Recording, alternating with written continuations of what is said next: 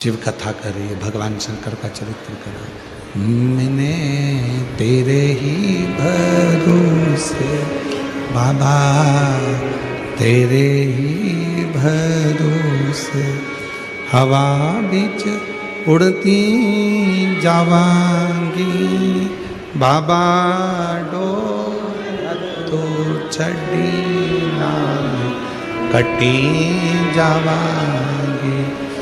भोले मैं तेरी पता, शंभू मैं तेरी पता, हवा बिच उड़ती जावांगी बाबा, डोर हत्तो छड़ी नाम कटी। शिव कथा कर रही है, भगवान शंकर का चरित्र कह रहा। उस जातहरणी में वो बच्चा कह रहा है, एक तरफ बिल्ली बैठी है, एक तरफ जातहरणी बैठी है, एक तरफ तुम बैठी हो, तुम कह रही हो कि ये मेरा पुत्र है, तुम कहती हो कि मेरे सोने की सीढ़ी है, ये स्वर्ण सीढ़ी। वो जातहरणी मुझे देख रही, माँ तुम मुझसे प्रीत मत रखो। वो बच्चा कह रहा है अपनी माँ वरवरणी से, तुम मुझसे प्रीत मत रखो, मैं तो कुछ दिन का हूँ, थोड़े से दिन मेरे हैं जीवन के, मुझे थोड़ा सा दिन मिला है जीवन में, मेरी थोड़ी सी जिंदगी है, जितना जी लूँगा जी लूँगा।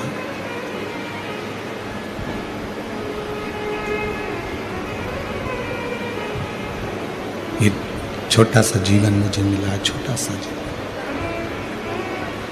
तो मुझसे प्रीत ना रखो, मुझसे प्रीत मत रखो।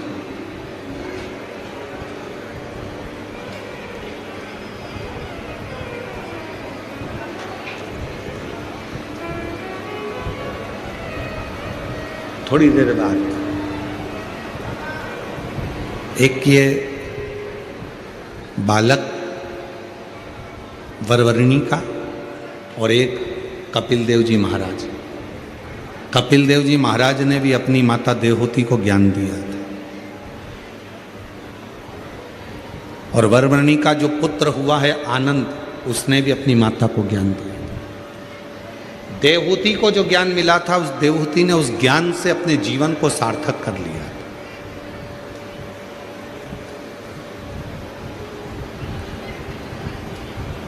देवहूति ने उस ज्ञान से अपने जीवन को सार्थक कर लिया था कि मेरे बेटे ने मुझको ज्ञान दिया। श्रीमद् भागवत कथा में माता देवहूति का चरित्र आता है कि माता देवहूति को अपना पुत्र स्वयं कपिल देव जी महाराज उनको ज्ञान दे रहे थे, स्वयं पुत्र ज्ञान दे रहा। और शिव पुराण यह कहती है कि ज्ञान कहीं से भी प्राप्त हो, कैसे भी प्राप्त हो, कभी भी प्राप्त हो, उसको ग्रहण कर लेना चाहिए। पर ज्ञान आडंबर के अंधकार में नहीं होना चाहिए, पाखंड के अंधकार में ज्ञान नहीं होना चाहिए। आज दुनिया चमक देखकर जगह जगह चली जाती है और उसको मालूम नहीं है कि इस चमक से एक ना एक दिन उसके नेत्र खराब हो सकते हैं। क्यों किसी आडंबर में फंसते हो, क्यों किसी पाखंड में जाते हो? जब राम कथा में माता कौशल्या जी ने राम जी के लिए भाग्य पूछा था, तब शंकर भगवान ने मना कर दिया था कि मैं किसी का भाग्य नहीं बताता, मैं भाग्य बताता नहीं हूं। शंकर जी ने कहा था मैं भाग्य बना देता हूं पर बताता नहीं। जब माता यशोदा जी ने भगवान शंकर से पूछा था कि मेरे पुत्र कृष्ण का भाग्य बता दो, तब भगवान शंकर ने कहा था मैं किसी का भाग्य बताता नहीं हूं, मैं भाग्य बना देता हूं। शिव भगवान शंकर की शिव पुराण, भगवान शंकर पर चढ़ाया गया एक लोटा जल, भगवान शंकर का भजन, भगवान शंकर का स्मरण, भगवान शंकर की कथा, भगवान शंकर का मंत्र जाप, श्री शिवाय नमस्तुभ्यम, ओम नमः शिवाय, नमः शिवाय, ये तुमको भाग्य बताएगा नहीं पर भाग्य तुम्हारा बना देगा। ये भाग्य बनाए।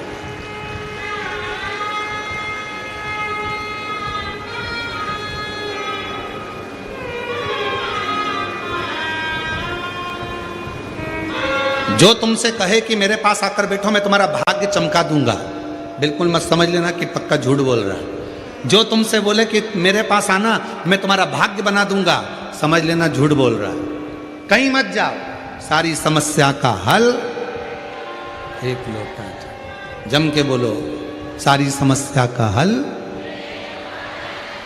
जब सियोर वाला बाबा इतना डंका पीट पीट के कह रहा है कि कहीं मत जाओ, एक लोटा जल चढ़ाओ, तुम्हारी किस्मत तुम्हारा भोलेनाथ बना देगा, कहीं मत जाओ, अपने घर के मंदिर में जाओ, अपने घर के पास के मंदिर में एक लोटा जल चढ़ाने जाओ, कहीं किसी चुंगल में मत फंसो, किसी के आडंबर में मत फंसो। क्यों फंसो?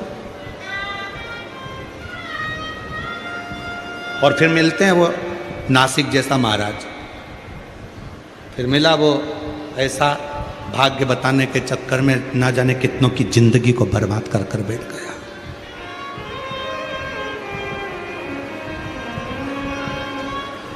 क्यों जाना? क्यों आडंबर में फंसना? क्यों पाखंड में फंसना?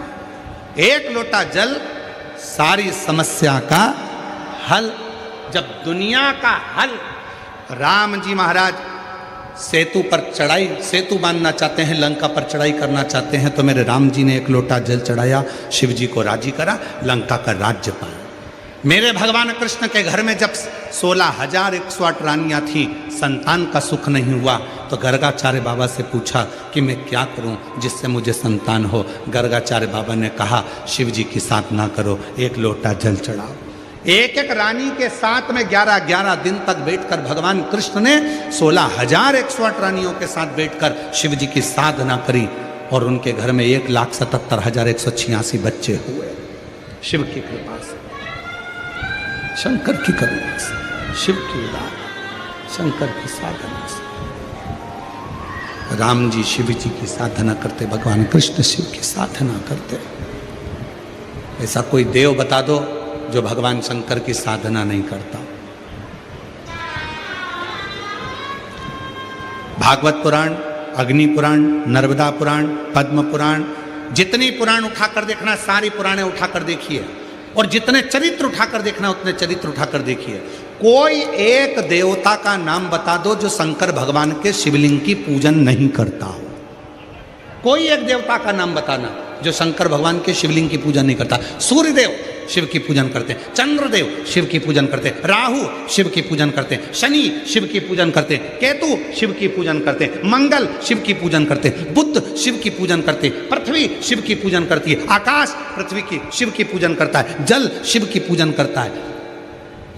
20 लाख योनि, 84 लाख योनि में से 20 लाख योनि वृक्ष की है, पत्तियों की है, पौधों की है, इन पौधों की, इन वृक्षों की है 20 लाख योनि। ए भाई, खींच खींच के बोलना पड़ रहा है, कब तक खींच के बोलेंगे, गला दुख रहा है। 20 लाख योनि वृक्ष की है, 20 लाख योनि इन पौधों की है, और वो 20 लाख योनि पौधों की, वो पौधे भी शिव की साधना करते हैं, शिवलिंग की उपासना करते हैं, शिव साधना में डूबे हुए हैं। कौन? गणेश जी महाराज शंकर जी की साधना करते हैं, कार्तिकेय बाबा शिव की साधना करते हैं, माँ जगत जननी शिव की साधना करती है, दुर्गा भवानी शिव की साधना करती है, माँ रेणुका माता भी शंकर की साधना में डूबी रहती हैं। ऐसा कोई बताओ।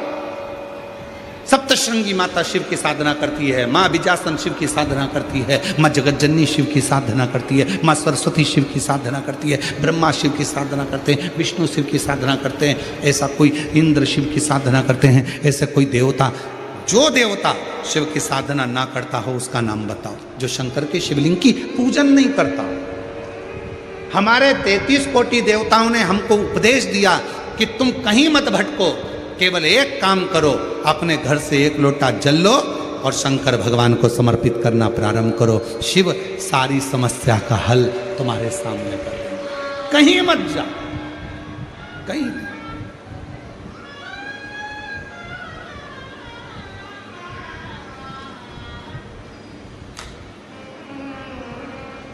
तुझ में राम, मुझ में राम, सब में राम समाया है, जित देखो उत राम की ही माया है। सब में राम समाया, कोई अलग सब में। जहां देखो वही राम। सीहोर कौन कौन गया? हाथ उठाओ जरा। कुबेरेश्वर धाम गए हो आप लोग? वहां क्या कहा जाता है? कंकर शंकर। क्या कहते हैं? कंकर शंकर। वहां यह नहीं कहा गया कि कोई इंसान शंकर है, वहां यह नहीं कहा गया कि कोई बाबा जोगी सन्यासी शंकर है, वहां यह कहा गया कि कंकर शंकर है।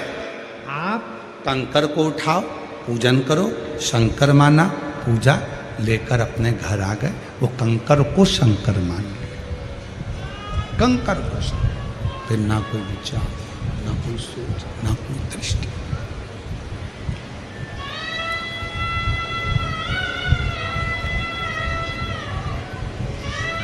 एक प्रसंग याद आता है। एक लड़का एक लड़की से कहता है, मैं तुझसे इतना प्रेम करती हूं, इतना प्रेम करता हूं, मैं तुझे इतना प्रेम करता हूं कि हर जगह जिसे देखूं मुझे तू ही नजर आती है।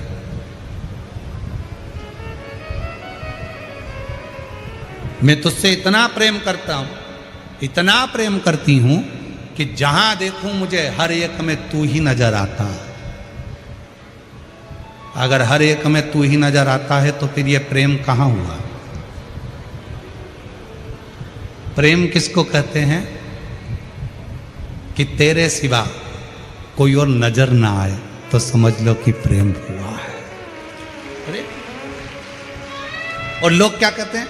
मैं इतना प्यार करती हूं, इतना प्रेम करती हूं, इतना प्रेम करती हूं कि हर एक में तू ही दिखता, हर एक में तू ही दिखता है। मतलब प्रेम है ही। प्रेम होता तो तेरे सिवा और कोई ना दिखता तो समझो कि प्रेम हुआ है, तो समझो कि प्यार हुआ।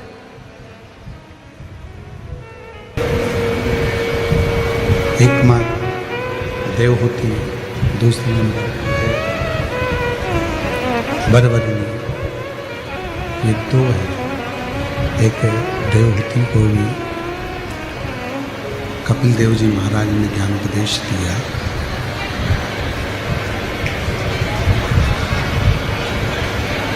और वरवर्णी को भी उसके पुत्र ने ज्ञान उपदेश दिया।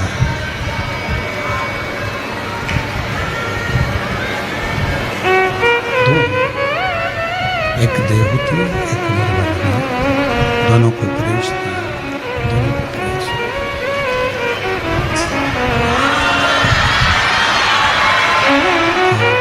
दोनों को जो उपदेश दिया, देवहूति उपदेश को, देवहूति माता कपिल देव जी महाराज के उपदेश को शंभु शरण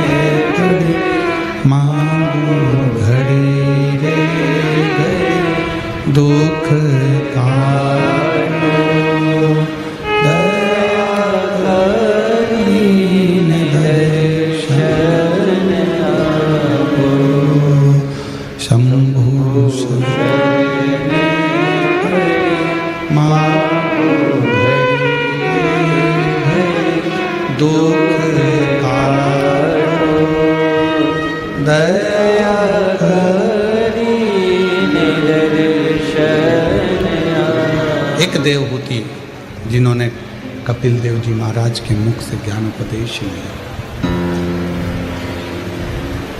और कपिल देव जी महाराज के मुख से ज्ञान उपदेश लेकर देवहूति ने अपने जीवन में शिव की भक्ति को प्राप्त किया। और दूसरे नंबर पर है वरवर्णी। दूसरे नंबर पर वरवर्णी अपने पुत्र से सुनती है, और अपने पुत्र के मुख से जो संवाद श्रवण किया, उस संवाद के कारण वरवर्णी को क्रोध आ गया, और वरवर्णी को क्रोध आया। ऐसा क्रोध वरवर्णी के जीवन में आया कि वरवर्णी ने अपने ही पुत्र को प्रसूति कक्ष में छोड़ दिया। जिस कक्ष में बच्चे को जन्म दिया था,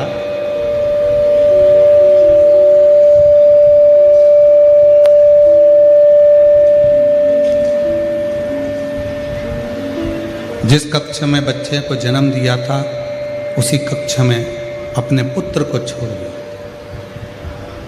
क्यों? क्योंकि वो बच्चा उपदेश दे रहा था। अब दो उपदेश का क्रम शिव महापुराण कथा कर रहे हैं। एक है माता देवहूति के लिए कपिल देव जी महाराज का उपदेश, और दूसरा है वरवर्णी के लिए आनंद का उपदेश, वरवर्णी के पुत्र आनंद का उपदेश। दो उपदेश।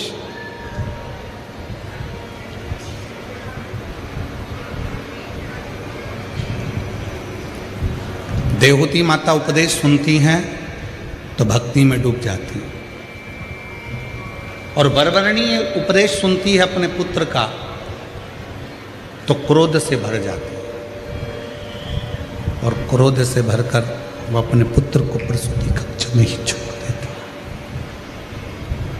प्रसूति कक्ष में छोड़ देती है, उसको छोड़कर वापस चली जाती है। बस अपनी कक्ष में वापस चली जाती है।